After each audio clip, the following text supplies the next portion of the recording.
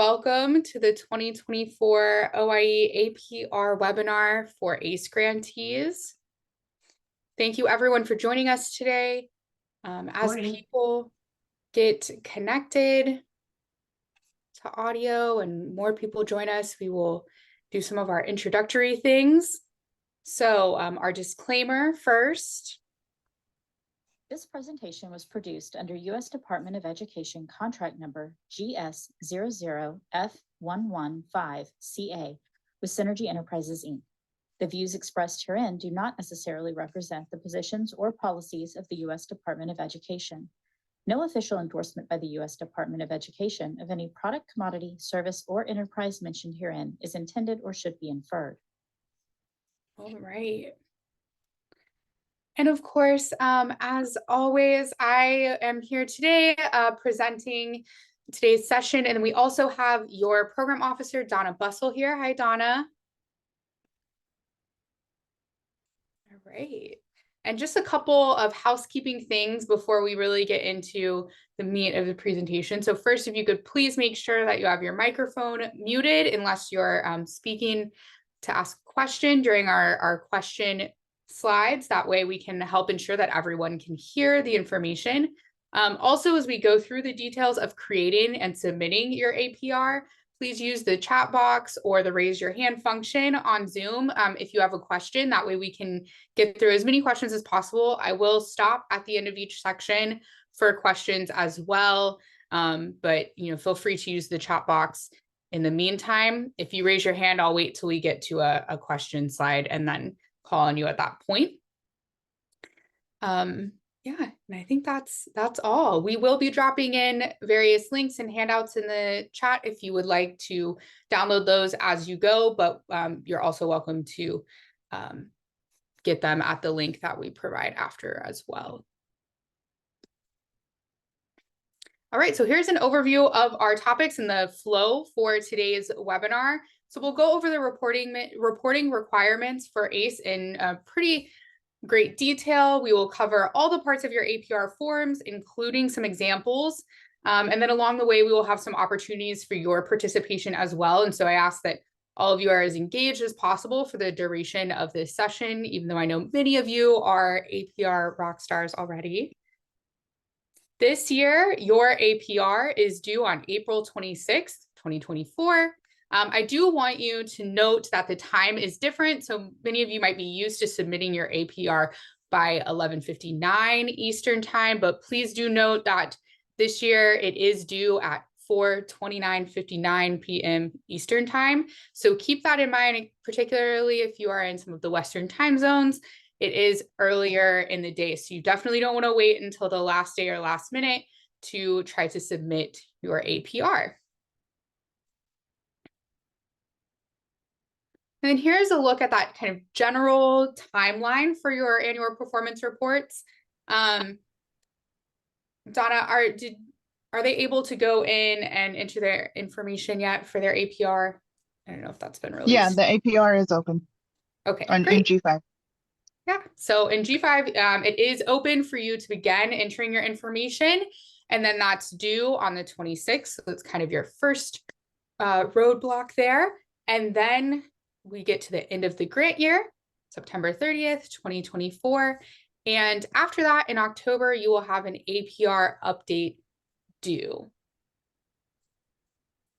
Between now and the due date, so that April 26th date, your technical assistance team, myself, and my colleagues here will be available to meet, answer questions, and provide any support that you need so that you can submit complete and on-time APRs. And I will share some dates and some links and things a little bit later for reaching out to us for that support. If you don't already have the APR due date on your calendar, I would definitely suggest adding that due date to your calendar. And it's never too early to add that APR update due date to your calendar as well. Even potentially calendaring in some time to work on your APR. That is dedicated time might be helpful as well so that you're not scrambling at the end. Okay, so the APR is a federal grant requirement, as you all know, It is the primary document submitted annually that allows you to document your progress toward project objectives. What is supplied in your APR is used to determine substantial progress, and that information will inform a continuation award decision. So it kind of helps us ground ourselves in the purpose of the APR. And where to submit. You may notice that the landing page looks a little bit different, and the web address is a little bit different. But once you log in, it will look and function pretty much like G5. So this is the landing page for the G6/G5 system, which is where you will submit your APR. And of course, please note that while the landing page says welcome to G6 and the web page link has changed from previous years, once you log in, you probably will notice that the system is not different. It's not fully transitioned to G6, so don't worry. You are in the right place, even if it looks similar. Also be aware of any potential system shutdowns for updates or maintenance as you are planning for your APR submission. You can find this on the support page, which we will provide in the chat. And then that's also, again, why it's a good idea to submit prior to that deadline, not only because of the time change, but the system maintenance as well. And if you need any type of technical assistance when it comes to the technology piece, so as far as like how G6 is functioning technology-wise, then you will want to reach out to the help desk by calling the phone number that we will also provide in the chat. The help desk's standard hours of operation are 8 a.m. to 6 p.m. Eastern time, other than federal holidays. So if it's a content question, you'll reach out to us or Donna. If it is a technology question, you'll reach out to that help desk.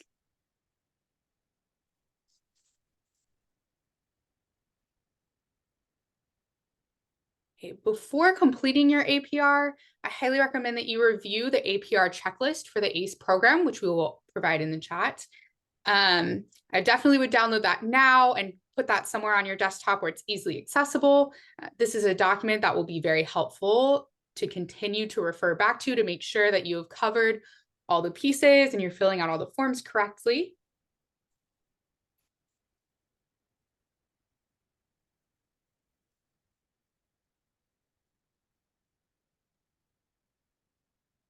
And then, of course, the other important forms for your APR are these ED 524 reporting forms. The ED 524B is the official APR form used for discretionary grants at the Department of Ed. And so these are the forms that you will fill out and upload in G6. And the forms will include the instructions and 5 distinct sections. So that cover sheet, executive summary, section A, section B, and section C. So as we cover each section of the APR today, we will provide blank copies of these reporting forms, but you can also access them online using that link that is on the slides as well. If you've submitted an APR previously, you will notice that these documents look very familiar. You'll want to check that expiration date in the top right corner. It should read 7/31/2024. If it does, then you are using the right forms. If you're unsure about the documents that you have, you can always just use the link to make sure that you're using the most up-to-date documents or downloading the most up-to-date documents, or check in with us, of course.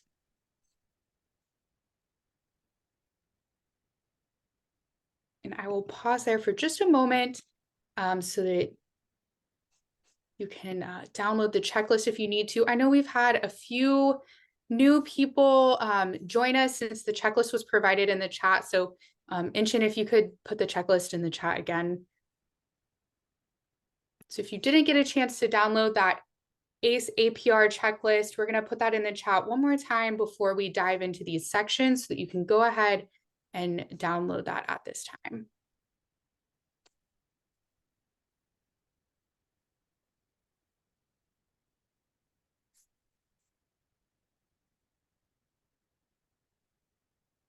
All right, so as we previewed in that agenda overview, we will start our detailed dive into the APR with the cover sheet and the executive summary.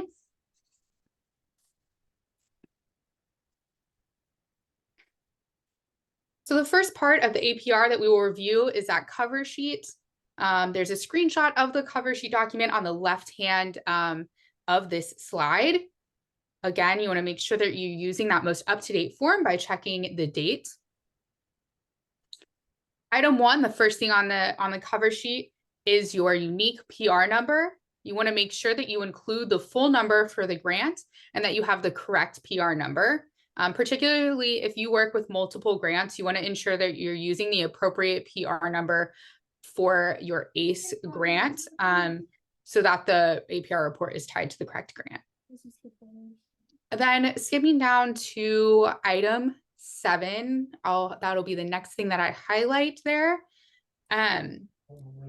You want to make sure that you are entering the full reporting period for your grant.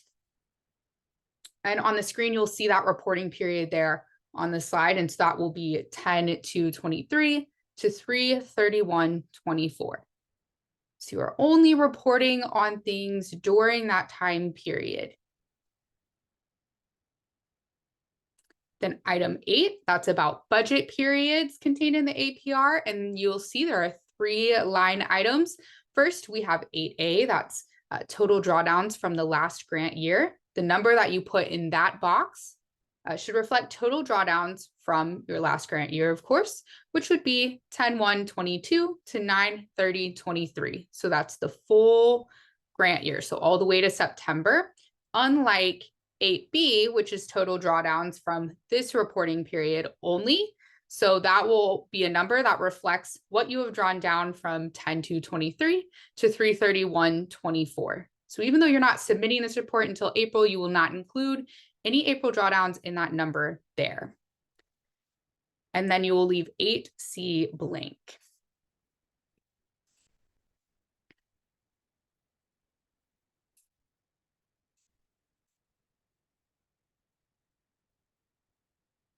And John, I see your message in the chat. Donna will check into that for you. Thank you for bringing that to our attention.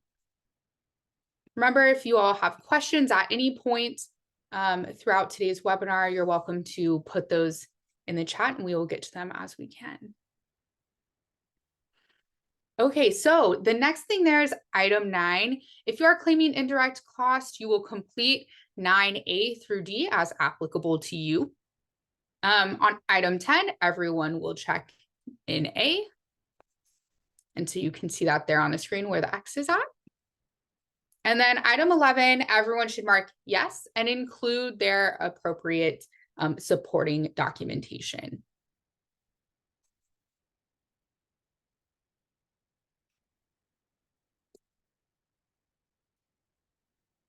Okay, these last couple pieces on your cover sheet are super important. So number 12, we have that performance measure status. This is on the back of that cover sheet.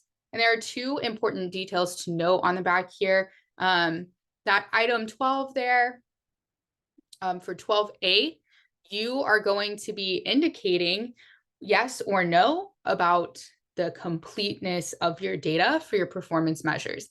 If you select yes, then you are indicating that you have all data needed to fully report on all of your project measures at this time. So if you put yes, then that means when we go through section A, you wouldn't have any 999 over 999s.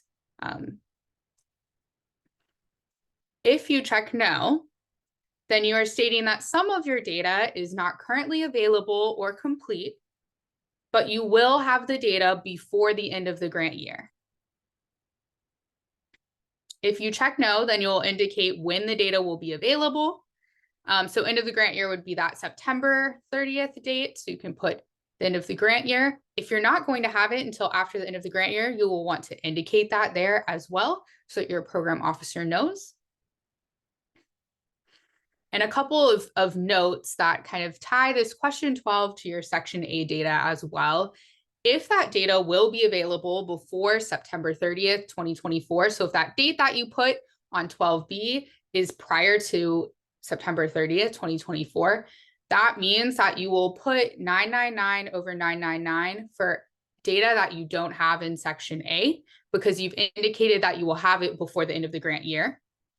But if that date you have in 12B is after the end of your grant year, so after September 30th, 2024, then that means that you would indicate 0/1 for at least one of your measures that you wouldn't have until after the grant year. And we'll go over that in more detail when we get to Section A, but I just want to make that connection here for you.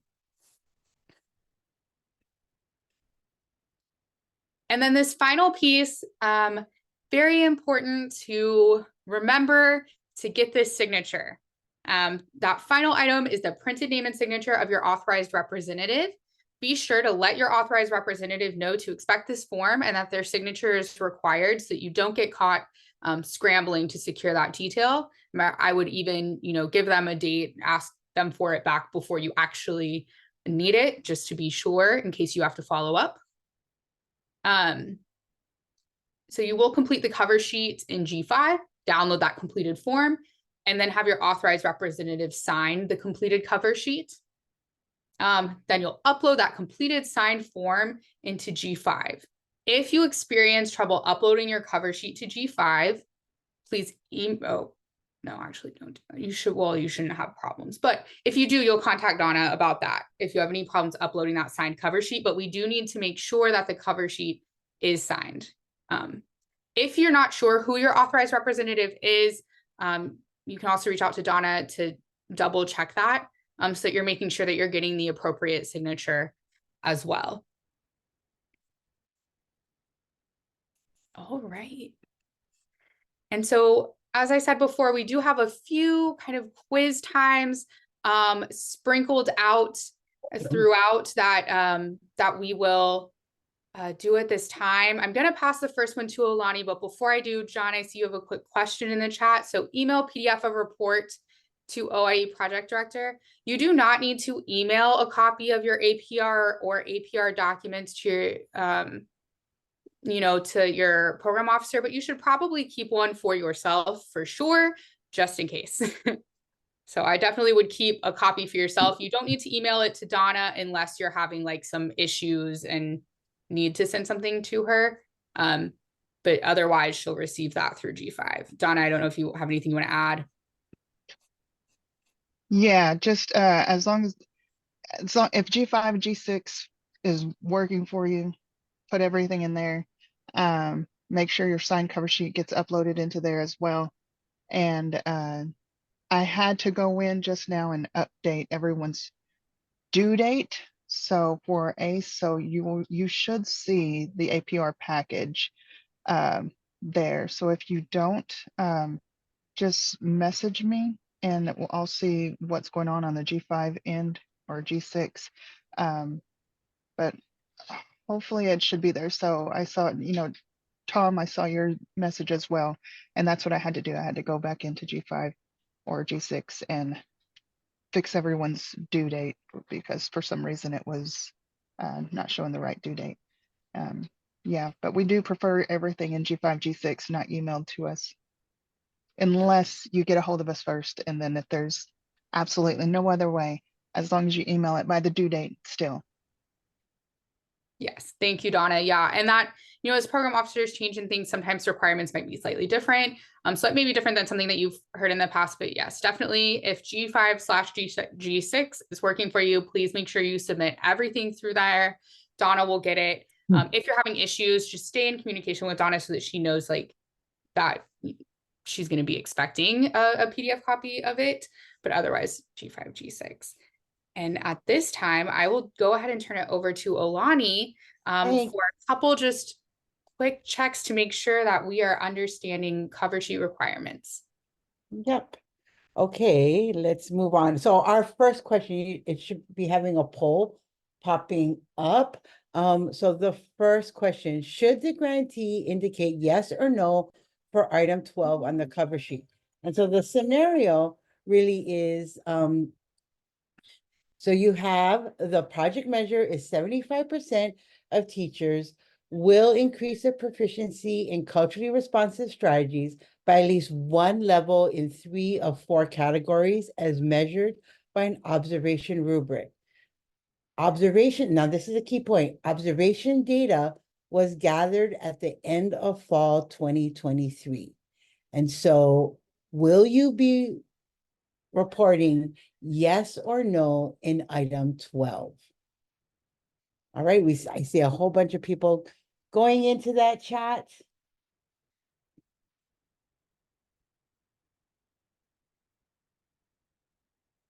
Great. Keep it coming, keep it coming. Okay. Okay, well, let's look at the results. And so the answer would be yes. And so you should be checking yes, that you do have all the information. And the key, again, question, or the key element that helps you answer this is when that data was collected. Okay.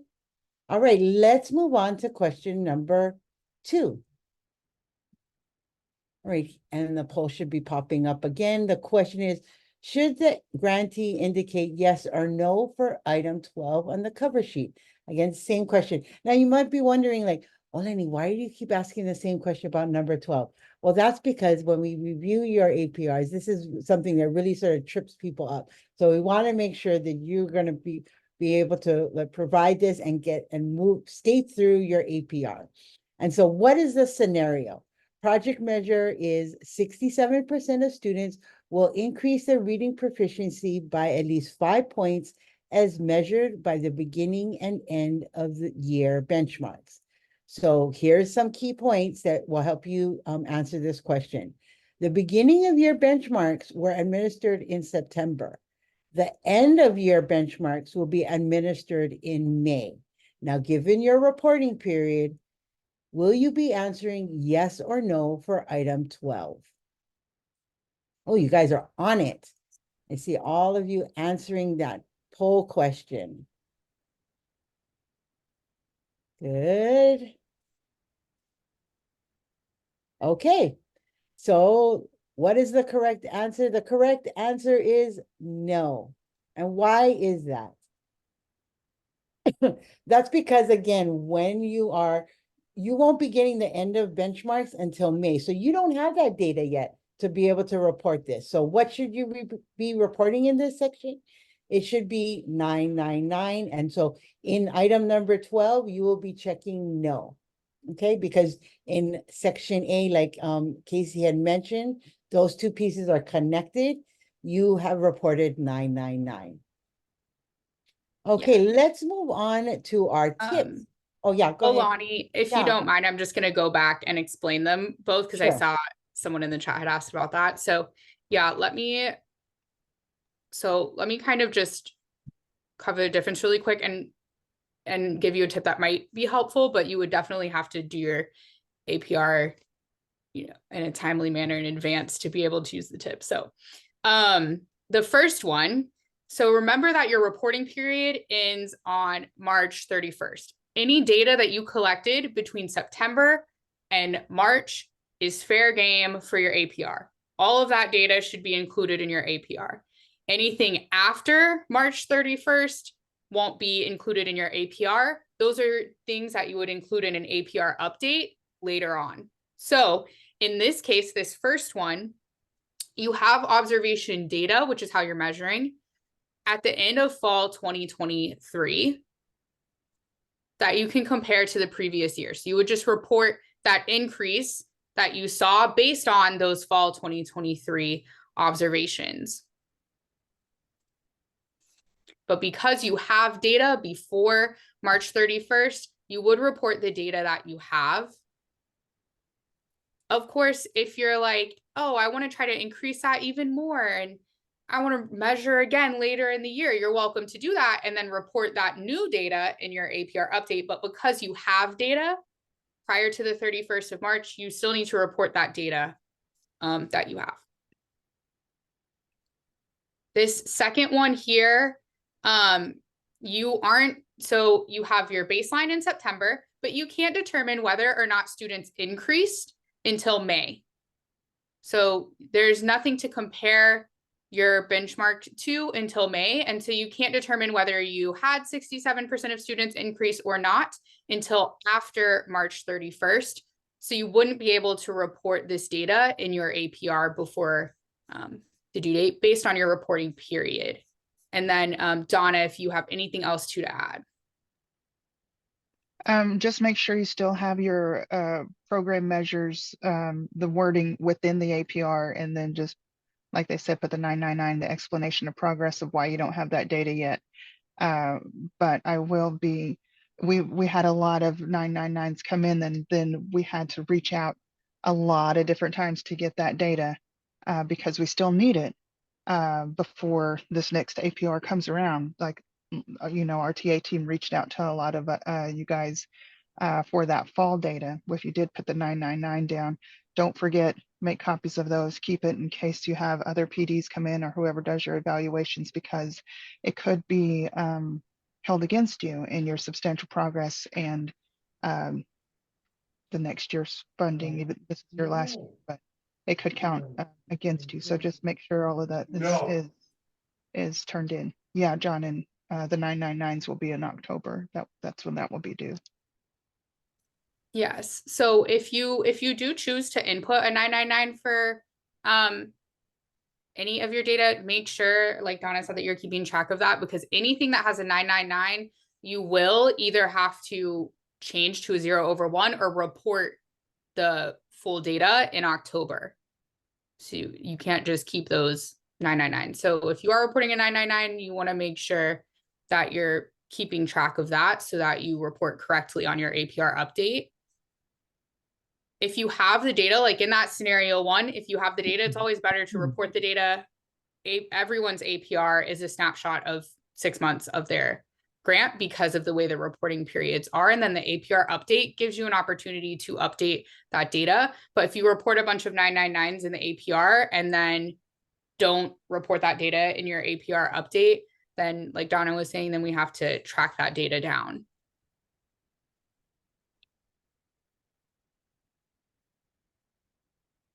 Yes, that's correct, John. So if you have a 999 in your report, so that's one of the things I would go through. If I was a project director, I would go through my section A and see, is there anything I would report a 999 for? If there is, then you're going to answer no on question 12. If there isn't, then you answer yes on question 12. All right, and I'll give it back to Alani for our top tips. Yeah, that was great clarification. So your first #1 top tip is, well, one of them is to get into G5 and then ask your budget office to send a G5 drawdown report to you on April 1st. And so that will really give you a sense of what's happening with your budget, and you're able to complete that section A of the cover sheet. Also, you want to make sure that you complete your cover sheet and get it authorized, get your authorized representative signature on it. Don't wait for the full report to be complete. A lot of times, like John already went in, checked to see if he had access. That's the first thing you want to do. The second thing you want to do is make sure you're noting your dates on your calendar, when everything is due and when your due date will be. And then the next thing is to complete the cover sheet and get it on over to your authorized representatives for a signature. That does require you to complete the cover sheet. I mean, download it, complete it, print it out, get it to your authorized representative for signature, and then upload it back into the G6 system. The third thing you want to do is you want to check your indirect cost rate to make sure it has not expired. I know Donna's been doing a lot of like diligence around your indirect cost rate, and so she probably has that. If you need to submit a updated one, you want to make sure it is not expired and it is up to date. So those are the 3 tips, top tips to make sure that your cover sheet occurs without any glitches and is sparkly and shiny as you upload it into G6. Awesome. Thank you, Alani. Mm-hmm. All right. So then this next part is your executive summary. Though we are covering the executive summary prior to the other sections, you might find it helpful to complete the remaining sections, so section A, B, and C, before drafting the executive summary. Sometimes that kind of helps you get your bearings around your full report before writing that summary there. Thank you, Inchin. The executive summary is a 1 to 2 page narrative description of your program's overall accomplishments and highlights for the reporting period.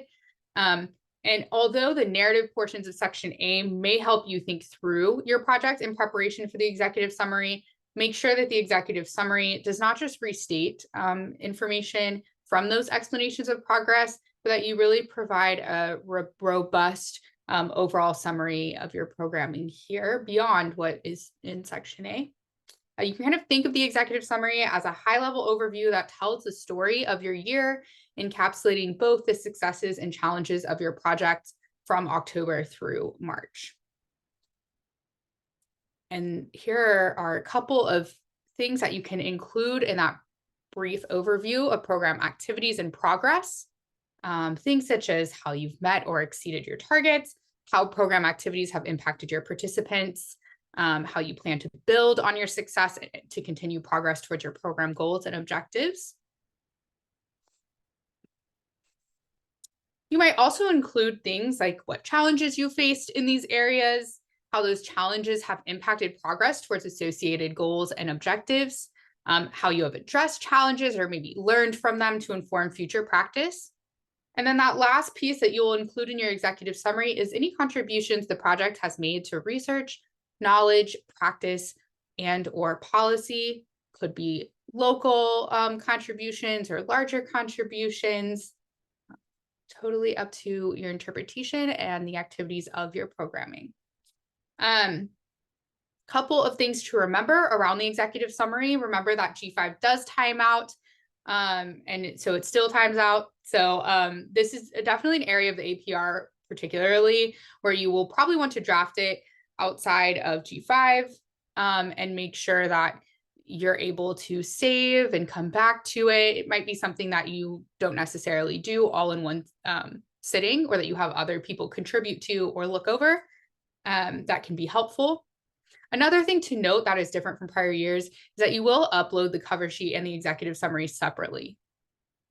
So I do want to call that out. You will upload them separately. I know in the past you've had to like combine things and upload them to one place. No more. You will upload cover sheet to cover sheet and executive summary to executive summary.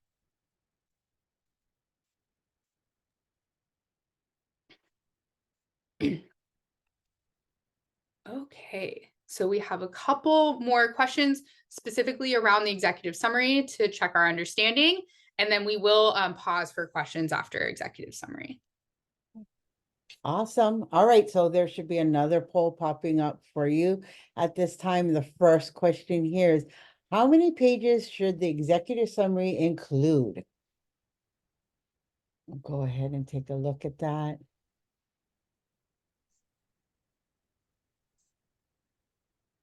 Awesome. Great.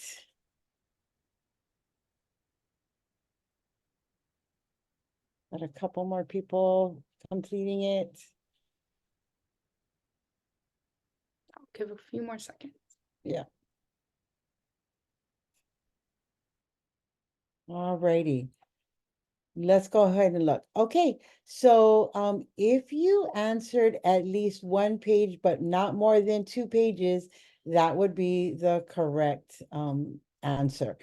A lot of times, you know, again, this is you're providing an overview. They're providing us sort of like information that may not be found in any other part, or you're summarizing information from maybe your section A or your section C. So you or even your budget section. So you really want to provide sort of an eagle's eye view of the project. Sometimes we have grantees that go through and complete their section A and then go back and rewrite and write their executive summary. Again, to just encapsulate you know, a summary of everything that they're talking about in other sections, particularly section A of the APR. So yes, so you probably shouldn't have less than 1 page, but definitely no more than 2 pages. All right, moving on to section 4. Section 4, question 4. If you missed one of your targets for a project measure, which of the following actions do you take in the executive summary? All right. So here are your options.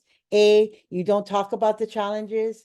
B, you share the challenges, meeting the measures, but do not go into detail because you can do that later on in another part of the report. Or C, discuss the specific project measure and include a rationale for why you missed the target.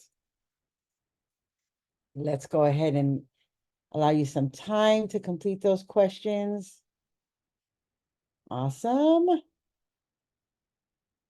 All righty, so let's go and check our answer. 1 second, disappeared from me.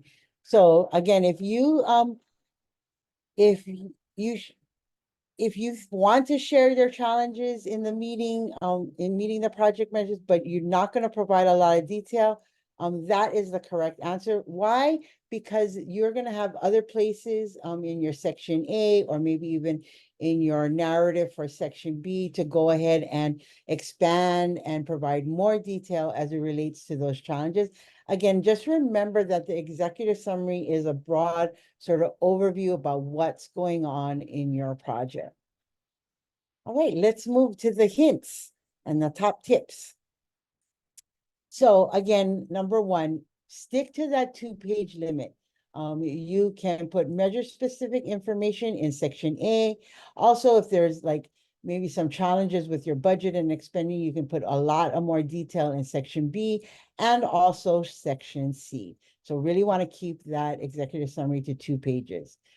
Do not repeat your information from section A. So you shouldn't be copying and pasting section A into your executive summary, and vice versa. You shouldn't be taking what you're putting into executive summary into section A. Section A, you're getting more into the nitty-gritty of each measure. And in executive summary, you're just providing that broad overview. This is a great way to sort of like frame your mind as you're writing, and have this mindset as you're writing this executive summary. And that's why I think some grantees sort of like finish their section A and then go back to the executive summary. You really want to write the executive summary as if you're sitting down with Donna over a cup of coffee and she asks you, what's up, what's good and what's not so good going on with your grant. And so you're going to give her maybe a little longer than an elevator pitch, a summary about what's happening in your program, and then really taking her through the details in your section A, section B, and potentially even your section C. Okay, but think about having coffee with Donna. And so let's go into questions. I think there was one. Oh, looks like it was answered maybe. Yes. So we did have one question, and I will call it out here just in case anyone else had the same question or didn't realize they had that question, but do. So Cicely asked, where should we upload the data privacy statement? So that's that piece where it asks you the question on the cover sheet, and then you're supposed to attach your corresponding policy. You will put that in section C along with any other additional attachments. So any type of like additional information or attachments that don't really have a specific home are going to go in that section C, additional information. And then I do want to call as well some things that Donna was pointing out in particular to the executive summary, while you guys think if there are any other questions on the cover sheet or executive summary. So she did say, so please stick to the 2-page limit. Yes, Donna reads them all. And then, yes, and qualitative and quantitative data are both important. So as Alani was saying, like think about it as if you're sitting down to have coffee with Donna. It really should be some, more storytelling than you'll get to do in some of the other sections. Section A is probably gonna be, a lot data heavy, very detail specific about specific project measures. Section B is going to be very data and detail heavy around that budget information. And so this is a great place to include some qualitative pieces of data as well. And then a couple of other things that you could include in section C, additional information, which we'll touch on this later in today's presentation as well. But it's also where you can include things like pictures, videos, websites. stuff like that as well. Those are helpful too in giving a full and complete picture of your grant. And yes, John, each section should offer an upload option. Yeah. So in the past, you've had to like combine those first two documents, but this year there should be an upload section for each section, an upload option for each section. All right. Are there any other questions at this time on cover sheet or executive summary before we dig into section A?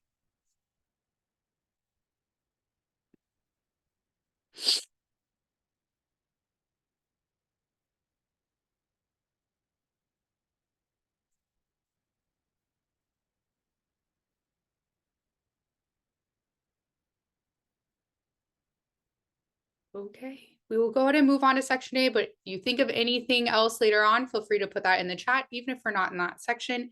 If I'm going to cover it later, I will save it for that. All right, so moving on to section A, we're going to turn our attention to the project status chart. You see the tables that appear in G5 and on that ed form on the screen now. So it'll look something like this, depending on which version of the form you're looking at. And the section A really contains the bulk of the information that you will submit in your annual performance report or APR around like the data pieces, particularly for your project measures. This is where you'll go into those explanations of progress for each measure and where you can provide those detailed explanations of any challenges with those particular data pieces. Okay, so a note on unavailable data. This is kind of what we were getting at earlier, and I just want to make sure because sometimes it's very confusing. So I'm going to go over it again now that we're in section A. So any data that is unavailable now, but will be available before the end of the project year or September 30th, should be reported as 999 over 999 under actual performance data ratio. So in that chart below, that's where you would put that 999 over 999. If you have those project measures where you're like, oh, I don't have data now, but I will have data for the end of the grant year. If you have data that will not be available before the end of the grant year, if you're like, oh, I'm not gonna have that data by September, I'll have it, you know, sometime next school year or something, depending on how the project measure is written.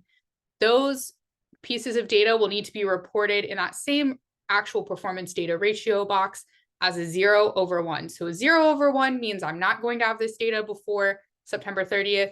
A 999 over 999 means I am going to have this data before September 30th. And anything that you put a 999 for is data that you will be required to update in your APR update in October.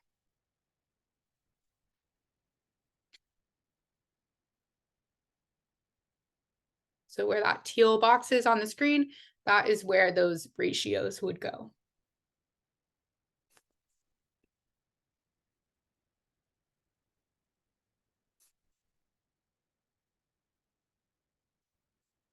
All right, so let's get into some GEPRA measures. A few important reminders about your GEPRA measures, which is one type of measure you report on annually. You use the exact wording that the government used to define the GEPRA measures, and we will go over each of your GEPRA measures in this presentation, but they can also be found in the original NIA. You always label GEPRA measures as GPRA or GEPRA under measure type. And for your GEPRA measures, you will only include the actual ratio. So you won't include any target data for these GEPRA measures. So you'll see on the screen where those X's are places where you're not going to put any data. You only want to put data where the teal boxes are.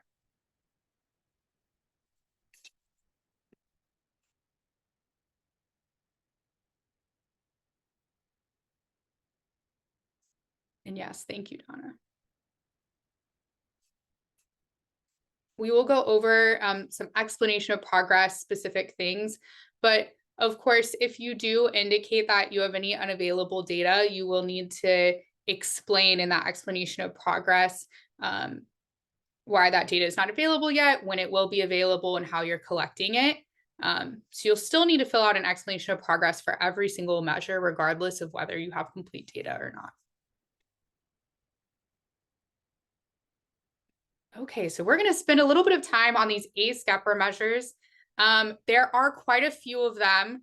So if you are confused at any point, please ask questions. If you get stuck while you're doing your APR, please don't hesitate to reach out and schedule a coaching call with us or ask for clarification on these. I know it's a lot. So do my best to make it as clear as possible right now, but I highly recommend coming back to this presentation or the recording on YouTube while you're doing your APR so you can, have the description up while you're actually filling out that GEPRA measure. That's really helpful for a grant like this that has a lot of measures. So these are all 8 of the ACE GEPRA measures. Every program has to report on all of these measures annually. And it is very, very important that we have data for these measures at the very latest by APR update. But if you got, emails from me asking about data, a lot of it was around these measures. So GEPRA 1 is around number of options. The wording of that GEPRA is the total number of options from which participating students can choose. The way you're going to report GEPRA 1 is you're going to put the total number of service options over 1. So if you have 8 different things that students can sign up for within your ACE program, then you're going to put 8 over 1. That would be your ratio.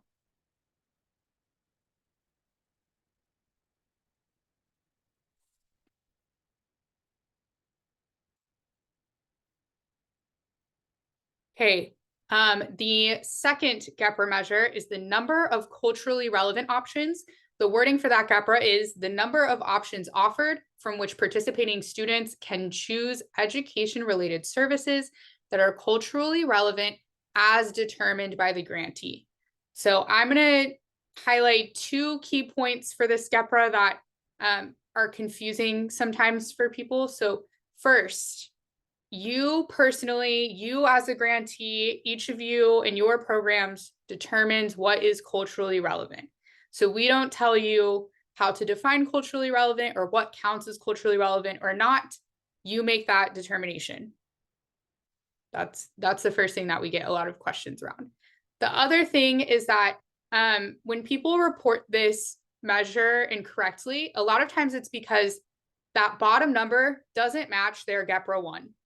So if we go back to GEPRA 1 is your total number of options. So whatever your total number of options is, then becomes that bottom number on GEPRA 2. So let's say I have 8 total things that students can sign up for in my ACE program. That means my GEPRA 1 would be reported as 8 over 1. And then GEPRA 2 would have to be out of 8 because I've already stated that I have 8 total options.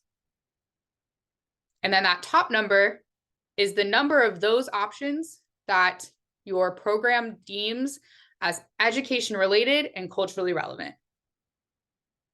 So if 6 out of the 8 things that I offer are culturally relevant as determined by my program, then I'm going to report 6 over 8 for my ratio. So make sure before you submit that you're double checking that your data from GEPRA 1 to GEPRA 2 matches up and makes sense. Because that's a place where even if you submit all your data, if it doesn't match up, then that's a place where I would have to, reach out and be like, hey, which number is correct for that total number of service options?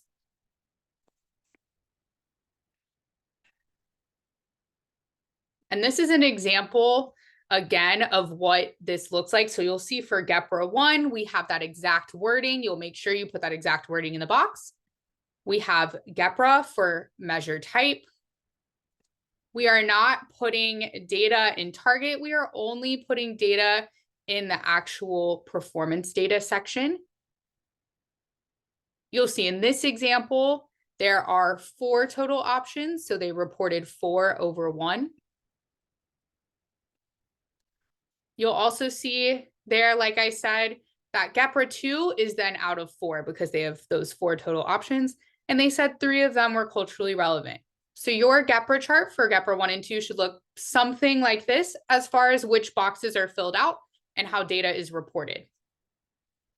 And then please note that that bottom part as well is that explanation of progress. So you will want to put an explanation of progress for every measure that you report on in your APR, both your GEPRA measures and your project measures. And we'll talk about what makes a high quality explanation of progress a little bit later in section A.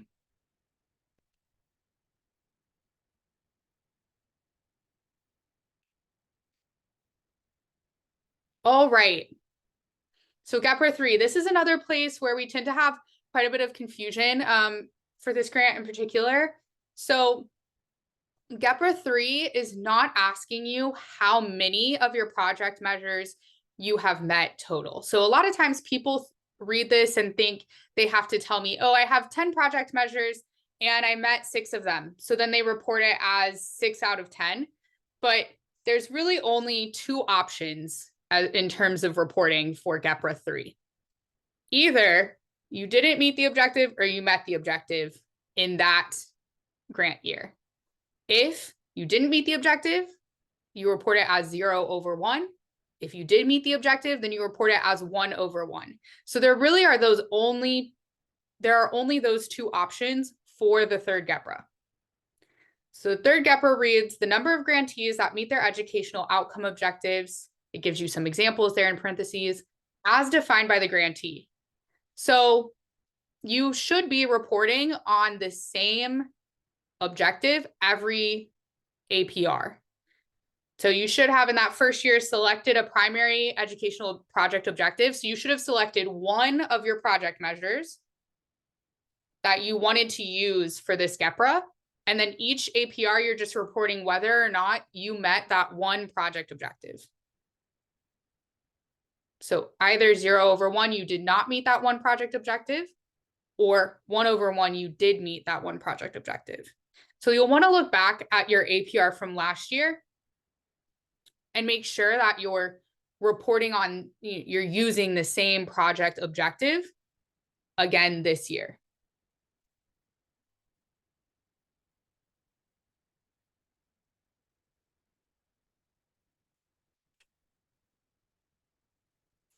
And like I said, I know this is a lot for ACE. There's a lot of GEPRA measures and a lot of guidance around how to report it and what to report on. So if you have any questions throughout this or need me to explain something again, just throw it in the chat.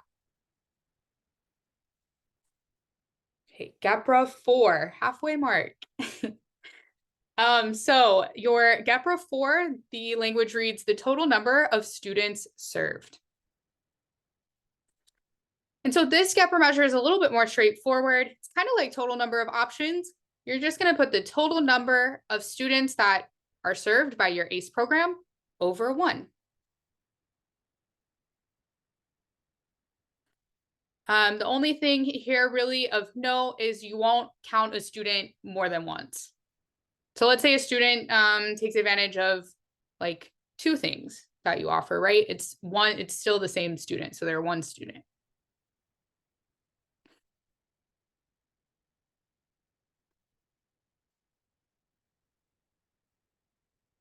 And here we go.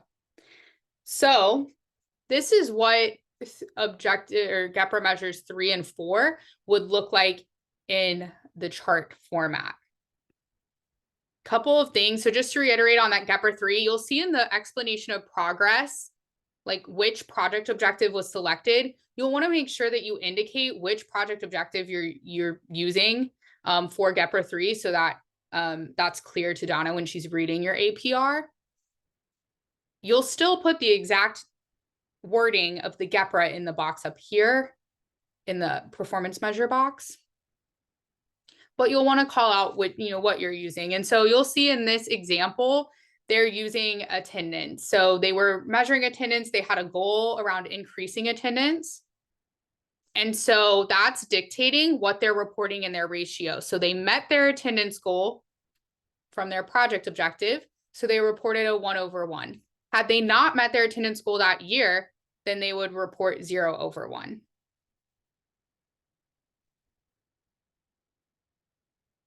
And John asked, are the GEPRA preloaded in the APR? Donna, correct me if I'm wrong, but I believe so. They should be. Yeah, I believe they should be, but you always want to be prepared just in case, you know, something isn't functioning properly or what have you. But and so the wording is also in this presentation as well. But yes, the GEPRA should be there for you, and you should just be reporting your data. So you would be filling in your actual performance data and your explanation of progress.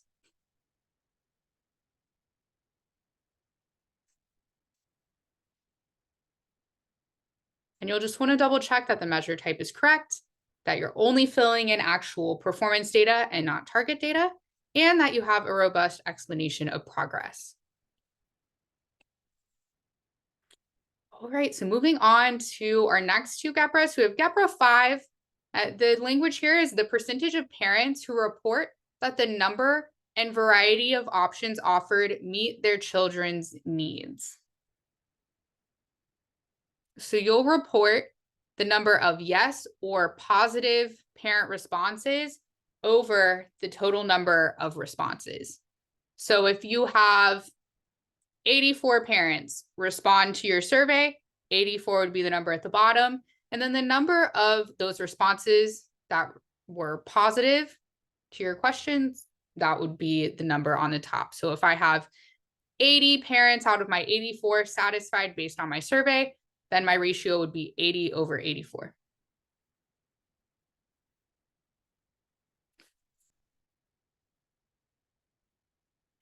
And then GEPRA 6 is very similar. The distinction here is that GEPRA 5 is asking about parent satisfaction with the number and variety of options, whereas GEPRA 6 is asking about parent satisfaction with the quality of options. So it's likely that you have the same survey, but two different questions. And so same thing here, you'll be putting the number of yes or positive responses over the total number of responses that you receive.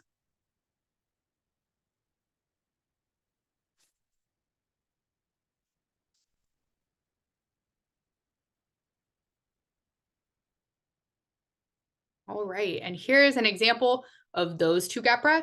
In this example, you can see that they had 47 parents respond.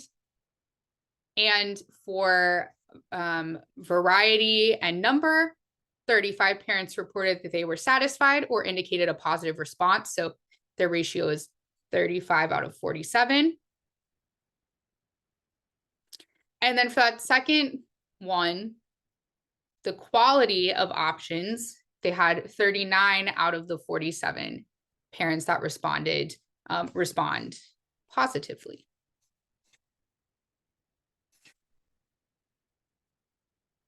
And then you'll see again, they have that robust explanation of progress below that data here.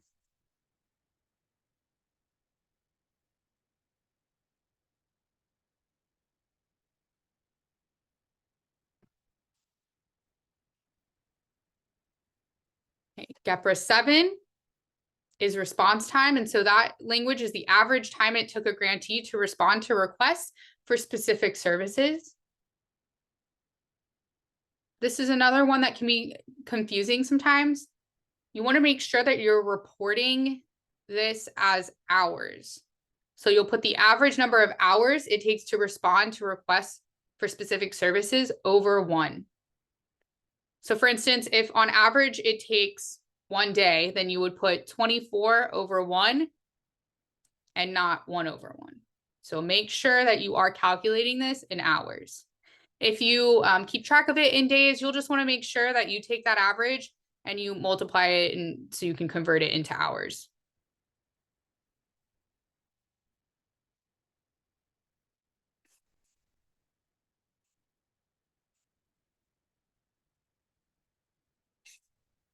And then this is the last one. So GEPR 8 is the percentage of parent requests for additional services that resulted in adding new services to the offerings. So for this one, your actual performance data ratio would read the number of requests honored resulting in an added service during the reporting period over the total number of unique service requests made by unique individuals in the reporting period. So let's say you had 4 requests and you created 2 new services from that, then you would report 2 out of 4. And do note that it does say it specifies added service during the reporting period. So you want to report specifically to this grant year.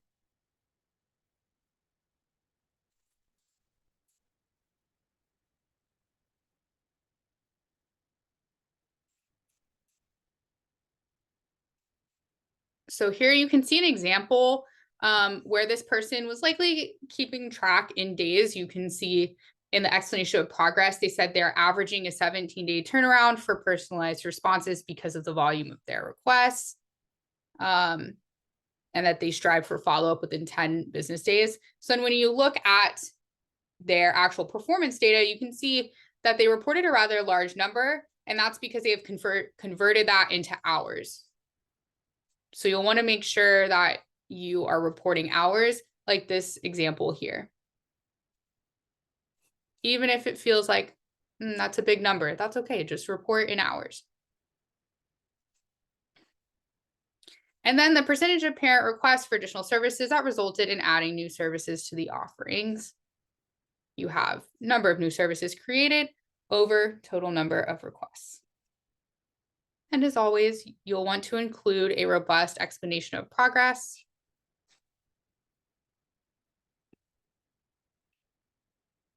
So just to recap, here are all of those GEPR measures and their exact wording again.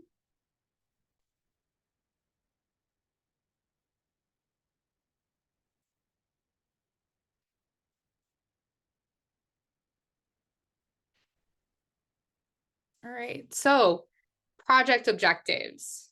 These are where we get into your specific project measures. You'll put them into a chart that looks the same. The biggest difference here is that you want to make sure that you do include your target ratio for your project measures. So you'll have your target ratio and your actual performance data ratio. You'll also want to make sure that you report on all of your project objectives. So you should include all of those same project objectives that you've reported on last year in your APR. Even if, let's say, you've quote unquote completed a project objective or something, or you feel as though maybe it doesn't apply this year, or you can't give a measure this year, you still need to include every project objective in your APR. That's the same as far as adding on as well. You can't add on new project objectives. You'll only report on those that were approved that you've been reporting on previously.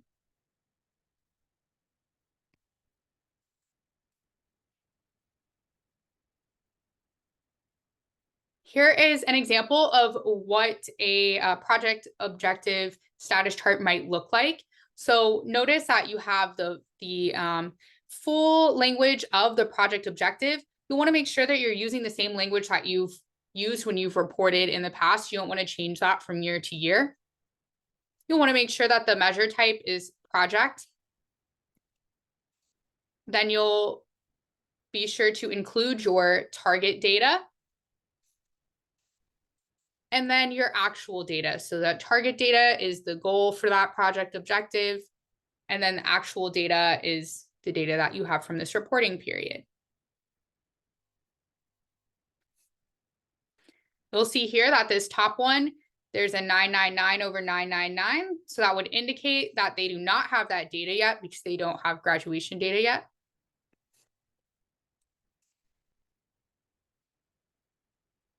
But also note that you will want to still include information about that data and explanation of progress. So if we look at our example explanation of progress here, you'll see that there's still some information provided, both quantitative and qualitative, that gives somewhat of a picture of what that might look like, even though they can't provide the exact data for this reporting period right now. So it says the previous year, we saw 60% of that group of seniors graduate on time. This year, we have implemented mentorships and other additional supports that we hope will see this measure increase. 75% of current seniors are on track to graduate, but the complete data will not be available until after graduation in early June. So you'll see that they provided when the data will be available. They talked about, what they can provide as far as what it might be looking like, and what they're doing towards that measure.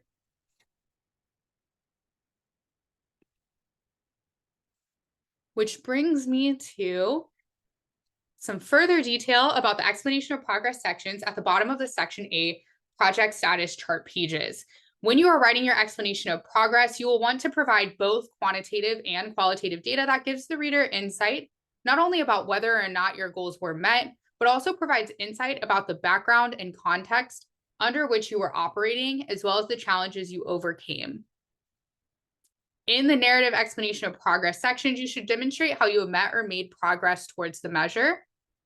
If it was not met, then you just provide an explanation of why, and maybe some things that you might be implementing or changing.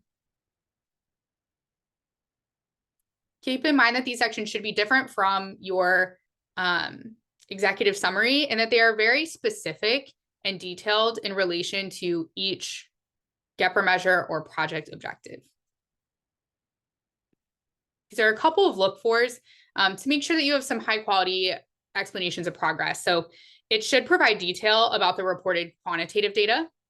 It should be clearly linked to each listed measure.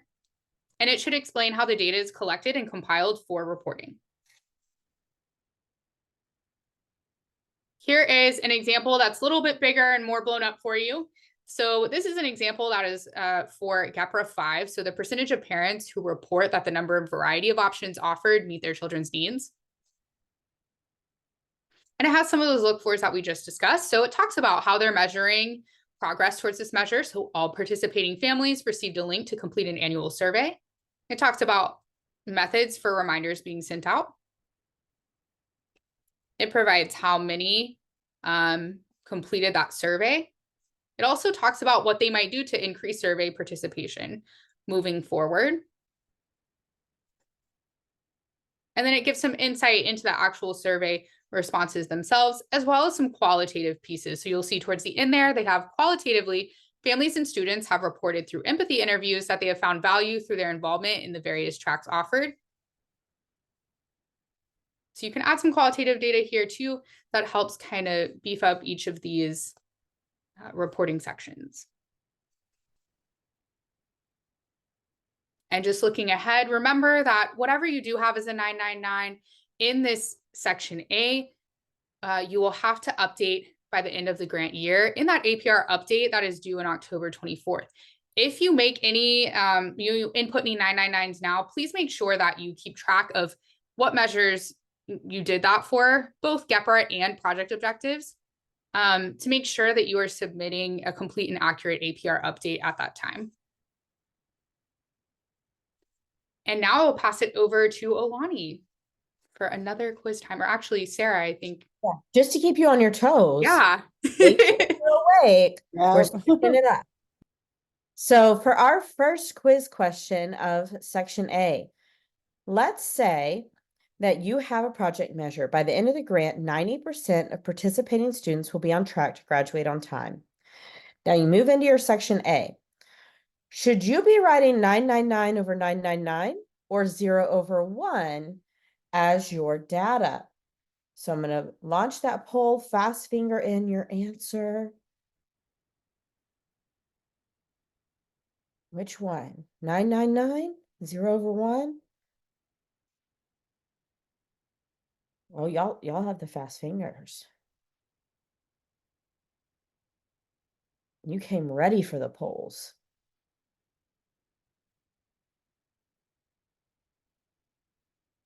Okay, about 5 more seconds.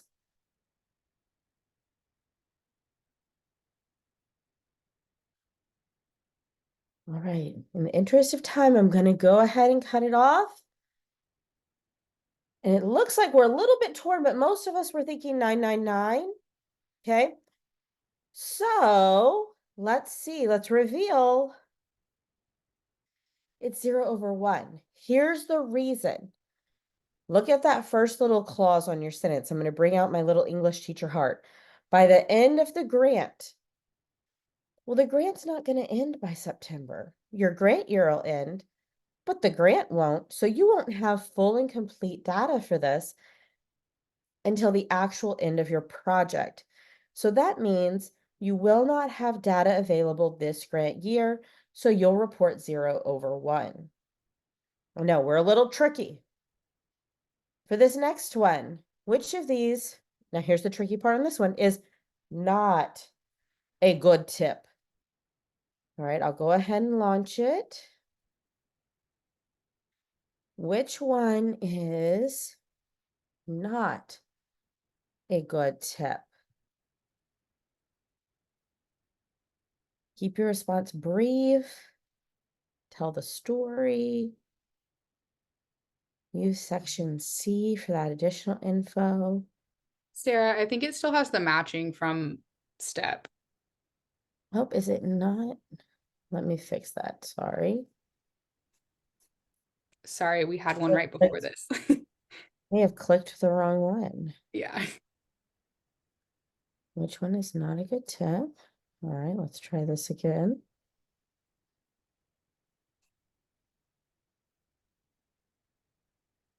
And we'll just relaunch it.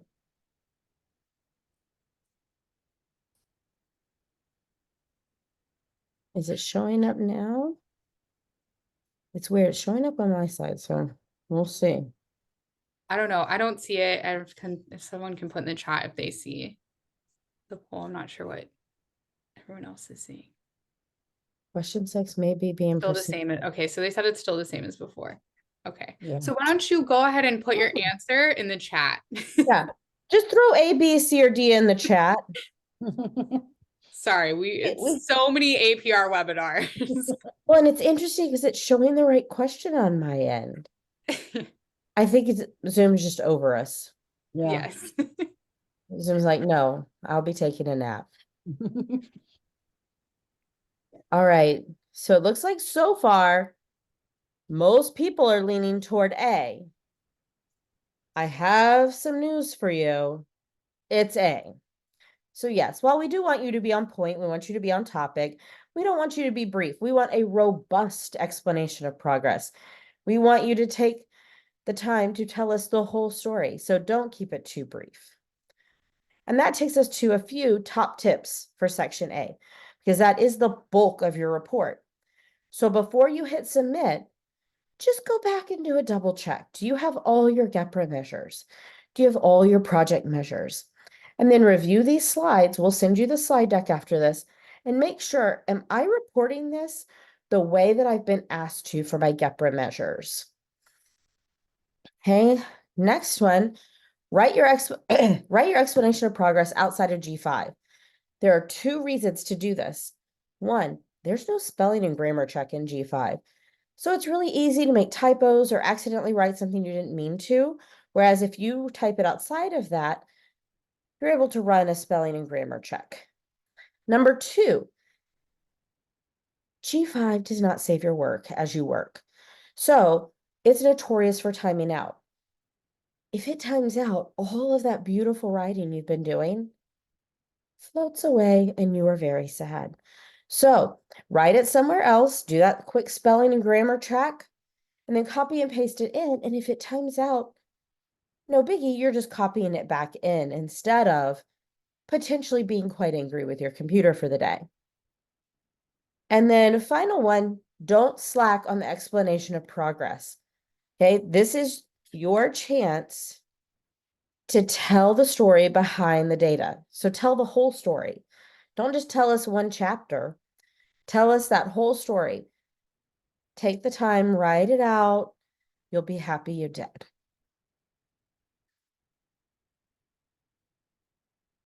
And we did have one question I saw in the chat. So is there a word limit for the explanation of progress sections?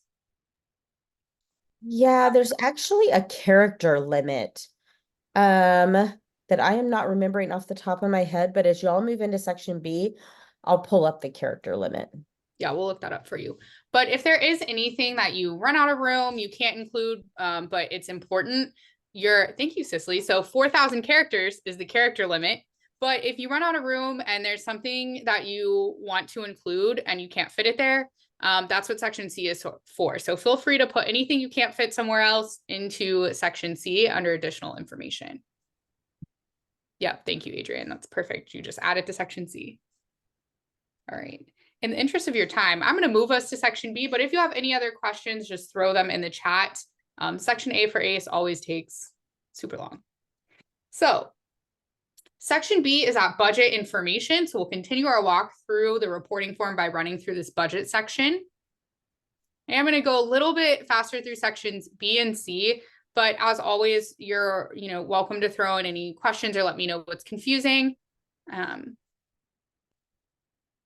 So you will use this section to write a narrative that describes all spending for the current project year, ideally by budget category. You can use that optional budget form and the categories on there to kind of help you break up the information when you write this narrative section. That's a good guide. So here's some reminders about what you will need to report in the budget section. In your budget section, you will provide information about funds expended and obligated, even if not reflected yet in G5, through the last day of the reporting period, so through 3/31/24. This is why it's important to ask your fiscal office for a report on April 1st. That way it has all that information right there for you so that you can fill out this section. You'll also want to include your G5 drawdown frequency, and if applicable to you, why drawdowns did not happen at least once per quarter and what you did to try and remedy that situation. You'll also want to include how you track expenditures independent of your budget office. All right, and if spending isn't going as planned, the first priority, of course, is to spend your funds as indicated in your application. If there are issues with making your target drawdowns, indicate the portion that you may need to carry over in this budget information section. You'll also want to describe how you plan to use that carryover in the next budget period to complete activities in your approved application. And you'll need to tie those additional activities to your goals and objectives in that request for carryover. Keep in mind that this is not a budget revision. It's reporting on your budget. If you do need to submit a budget revision, you'll need to do that separately on the budget revision form and email that to Donna. As kind of a benchmark for you all, at this point, you should have spent approximately 50% or more of your current year's budget because we're about 50% through the grant year by the time of APR. If that, isn't close to happening, then that might be some information to include in the budget, including challenges that may have come up.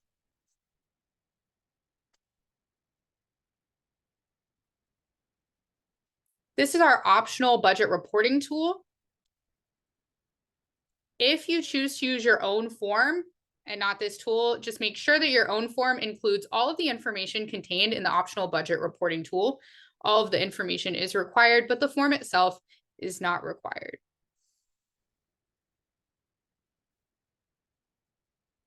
A couple tips on that tool. Only enter information in the yellow areas. All other fields will auto-calculate. If you try to type in an area where you're where that's auto-calculating, it might give you a message that says, hey, that cell is locked. Don't fret, you're probably just typing in a box that auto-calculates. And then you want to make sure that you complete both the narrative and numeric fields. So you'll want to include those narrative pieces as well as far as rationale and intended use of remaining funds. If you have any questions about the budget reporting tool, feel free to email us your questions at oie@sceiservices.com and we'll do our best to assist you with using this form. You're also welcome to schedule a coaching call as well if you want somebody to walk you through that form. And those justification columns, so those narrative pieces in particular, you have that column F for rationale for available funds. You want to provide a narrative to describe why you have the amount in column E available or remaining, and how you plan to expend the remaining amount. Then column I is a narrative about the intended use of any funds that are going to remain beyond the end of the grant year. So any funds you anticipate as being carryover, what are you intending to use those funds for? Sarah, did you have something? Oh, quiz time. You're just extra ready for quiz time. I'm just that excited about quiz. That I brings don't know us what that says about my day, but you know. just really ready about budget quiz questions. So a couple quick questions on budget. I'll pass that over to Sarah. Yeah. So I'm sure you're all also really excited about section B. So the quick questions here, and I'll go ahead and launch them so that you can start answering, because there are 4. Oh, if it will go.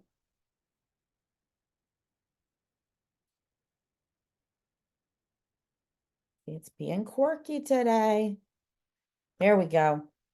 All right. Do you plan to use the optional budget reporting tool? No right or wrong answer. We're just curious. The next 2 do have right and wrong answers. If you do the narrative, do you need the tool? And vice versa. If you have the tool, do you need the narrative?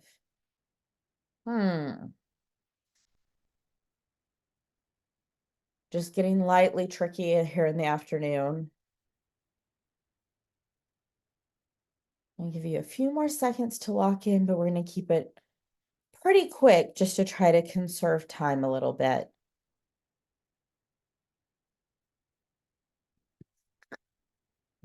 Okay, let's go ahead and lock in.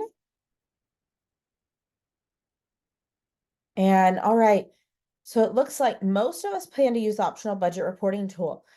To those of you, the 4 who said you're going to be using something else, just one reminder, make sure it's got all the info. That's the most common dilemma we see with those alternative forms. Is it just not having all the same information? So just double check that one. And then for the ones that were actual quizzes, do you need the narrative if you have the tool, and vice versa? So we were a little torn. The answer to both, yes. So for section B, there are 2 things you should have: a narrative and a tool. A narrative and a tool. So you should have both of those things. And then we can go to the form question. So for this one, you'll notice we have labeled all the columns. And so what I would like to know is, which of those columns should you be entering information into? So you can select as many of these as you want. But as you look at the form, which columns will you be inputting data into?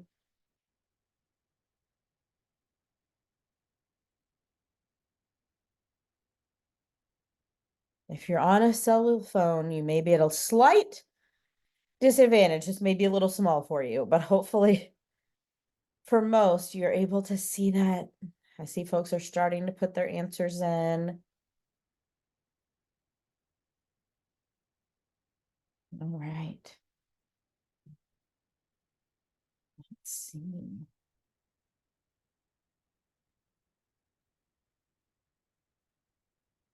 Okay, I'm going to go ahead. Oh, it looks like someone ended the poll for me. Let's see. So for the most part, it looks like we agree. So it is actually B, C, D, F, G, and I. So basically all the ones where it's blank all the way down, you should be putting data in there. All the ones where there's any writing, ignore them. They will magically calculate for you. And then we can head on to our top tips. So of course, the top tip first kind of just relates to what we were just doing in the poll. Make sure you got your narrative and that you have your tool. And our second top tip is, remember that if you use an alternative format, totally fine, but make sure it's got all the same info. Double check that before you hit submit. And then top tip 3 is my biggest tip. Let that budget office know what you need right now. shoot them an email today saying, I'm going to need on this date to have this information for this reporting period. Otherwise, you may be at the very end of your reporting time and frantically trying to get the budget information together. Don't stress yourself out. Take the time to ask for what you need today and have a nice stress-free time. As we head to section C. All right, and I'm gonna take any questions that you have for section B or C at the end here. Section C is pretty short and straightforward.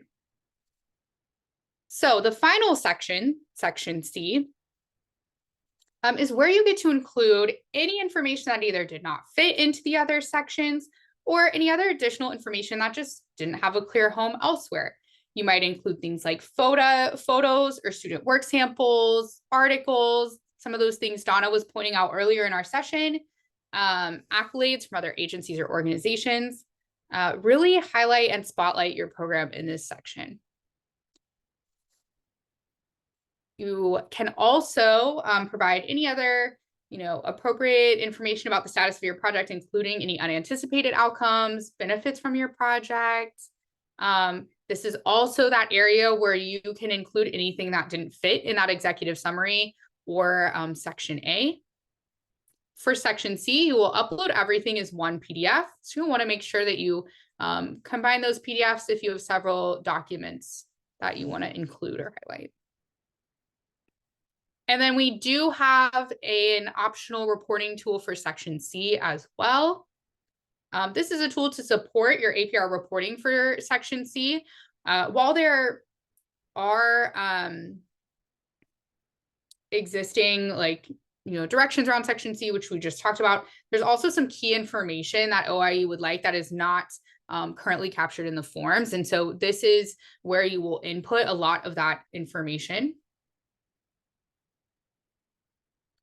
If you choose not to use the optional tool, you just need to submit the same information in another format. So kind of similar to that optional section B reporting tool, you can use a different format or a different tool, but you'll want to double check and make sure that you're including all of the same information so that Donna has a complete picture of your grant year and has all the information that she needs. So I'll briefly walk you through what is in your optional section C reporting tool. Of course, we have that general grant information, the award number, project director name, and so forth. Grade levels that your program serves. Total number of students. A couple of questions about staffing. When you provide services. Method of services. How many total services you offered to students this grant year. This one's really important here, the exact wording of the project objective you're using for GEPRA 3's measurement. Keep in mind that this is what I was talking about as far as earlier, your GEPRA 3 is one project objective that you're saying either you met it or didn't. This is where you'll put that exact wording so it's clear which one you're talking about.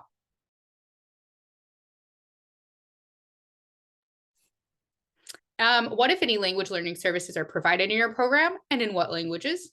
What, if any, evidence-based strategies or services you're using in your program?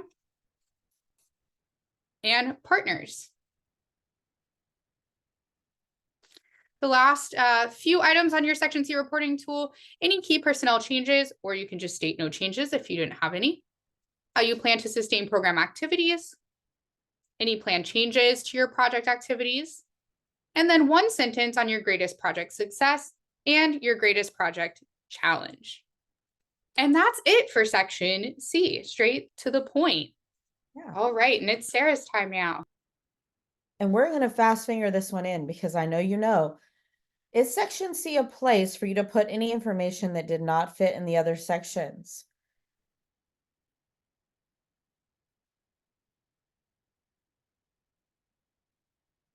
All right, I'm going to go ahead and wrap it. Okay. So it looks like the vast majority of us are aware, true, this is absolutely a place to put the stuff that did not fit in your other sections. And then we can go to our final quiz question, big finish. If you submit the section C reporting tool Do you also need to submit a Section C narrative? Similar to our questions in B. Let's see. Few more seconds. Is you wavering between the two? All right, I'm going to end it. We were a little torn on this one. We weren't sure, but it is false. You are absolutely welcome to put as much additional info in Section C as you want, but you're not required to do any of the other stuff. As long as you have what's in that reporting tool, that's all that's required information. The rest is the bonus for you to add or carry over from other sections. So Section B does have two pieces. Section C has at least one, maybe two. So here are our top tips today. Make sure that you're uploading Section C as one big PDF. So even if you're going to bring in some leftovers from the executive summary in Section A and an article you were in and your tool, just put it all as one PDF and upload it that way. When you're using the tool, we want you to answer each question completely, but succinctly. Don't make this more work than it has to be. You'll notice some of them we even really specify, like just one sentence. We want you to give the information needed, but it doesn't have to be an essay. It should be a fairly quick fill out. And then finally, remember, this is where you can put all that stuff that you're like, oh, I wish I could show Donna our website. We'll put the link in here. I wish I could show her these pictures from this cool thing we did. Put the pictures in here.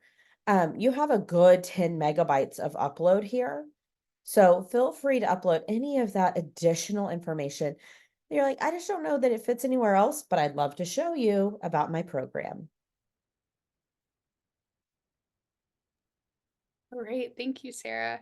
And I know that we're at time here. We just have a couple more slides to recap, and then we'll be done for the day. I totally appreciate your attendance and your participation today. Here's just a little recap of what you need. You'll use the provided forms on the right and upload those into G5. Then you have forms that are already in G5. That cover sheet, which once complete, you'll print for signing, and Section A, which as we discussed earlier, should have that GEPRA populated.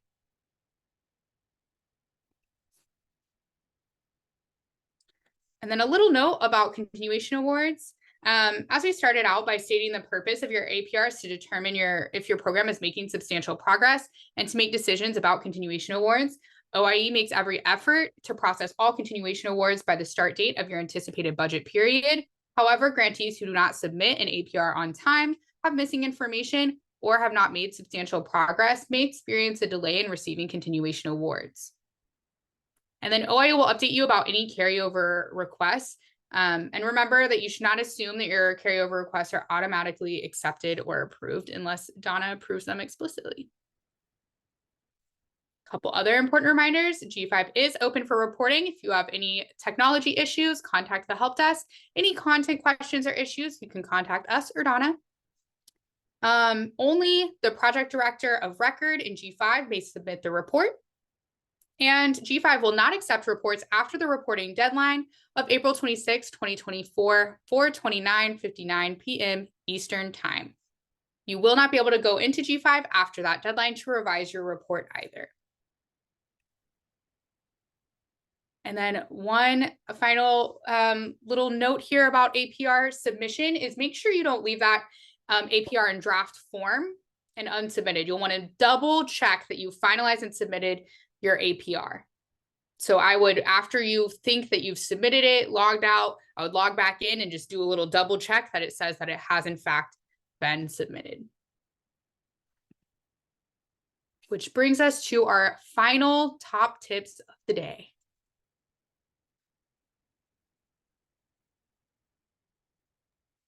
See, I was quick on the budget and slow on our final tips. I know. So don't wait until the last minute.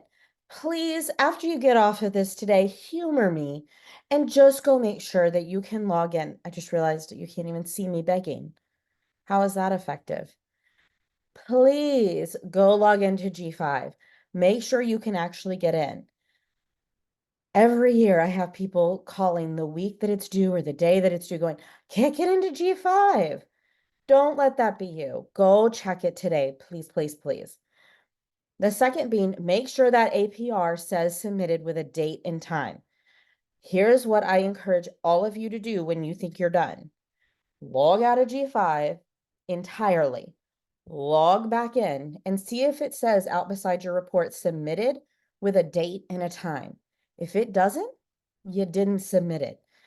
This is another one that we always have at least 2 people every year that really, really think they submitted and really, really left it in draft form. And then finally, take your time with your report. You know, maybe set aside a little time each day or a little time each Friday to work on it so that it's not as stressful and you have the time to really think about and tell the story of your program. You're all doing such amazing things. You want to take this one annual opportunity to really share about your program on a grand scale. Don't waste this and send us those little piddly 1-sentence explanations of progress and little 1-paragraph executive summaries. Do your program justice and tell us that whole beautiful story. All right, so now is that time where you can put any final questions that you have in the chat, and I'll get to those as you guys are completing your ending poll and we're wrapping up. So a poll should pop up for you for today's session. If you could please fill out that poll for us before you go. If you do have any last questions, feel free to throw those in the chat at this time as well.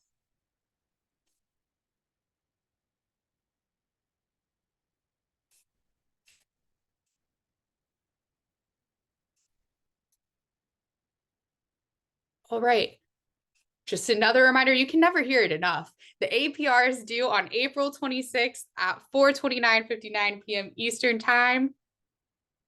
I know I, for one, need to hear due dates a whole bunch of times, so just one more time for good measure. If you need some help with that APR, we do have a couple things coming up. So we have office hours on March 28th this week and April 25th. We'll also have an all-program talking circle on April 11th, where we will be discussing some APR stuff as well. So hopefully if you don't feel super prepared, you'll have another kind of opportunity to get some more information on that. And then of course you can book some coaching calls through that link, which we'll share in the chat. And John, I see you've said that it still says package not created. We will see what's going on with that. We do have that student artist competition going on right now. If you know any budding artists, please encourage them to apply and submit and share with any schools that you work with. And that's all I have for you. So once you filled out your poll, if you have no other questions, you're free to go. This recording will be on our YouTube and we will send out those slides as well. Please don't hesitate to reach out with any questions or sign up for coaching calls. We're happy to assist you. I know APR can be a kind of a big beast sometimes. So feel free to take advantage of all of the technical assistance. Wado, thank you all for being here today. And we'll stay on if you have any last minute questions for a second. And for John, I believe by close of business tomorrow is when G5 will actually open for you to enter your reporting.